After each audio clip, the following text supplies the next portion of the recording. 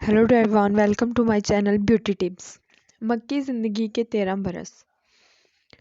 हज़रत अली नू इस्लाम लाने के बाद 13 बरस मक्का में ही रहे, लेकिन इनके वालिद अबू तालिब ने अगरचे इस्लाम कबूल नहीं किया था, लेकिन वो बड़े नेक शख्स थे। इन दिनों मक्का में शराब खोरी का बड़ा असर तर था। घर घर शराब कुशादा होती, लोग खुले बंदों पीते थे, अपनी शराब खोरी के किस्से बड़े फ़ख्र के साथ बयान करते थे। लेकिन अबू तालिब ने कभी शराब को हाथ नहीं लगाया। एक दिन उन्होंने हज़रत मोहम्मद सल्लल्लाहु अलैहि वसल्लम और हज़रत अली रज़ी ताला अन्हा को नमाज पढ़ते देख लिया। पूछा, तुम ये क्या कर रहे हो?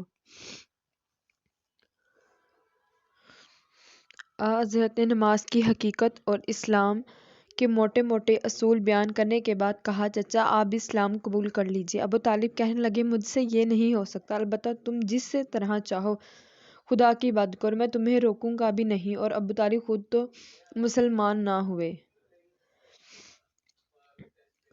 अलबत्ता उन्होंने मुसलमानों की हमायत में खून पसीना एक कर दिया। काफिरों ने जब कभी मुसलमानों को सताना चाहा तो अबू तालिब ने इन्हें रोक दिया। मुसलमानों की हमायत में खुद अभी इन्हें भी बहुत सी मुसीबतें उठानी पड़ी। शुरू शुरू में मुसलमान छुप छुप के नमाज पढ़ते,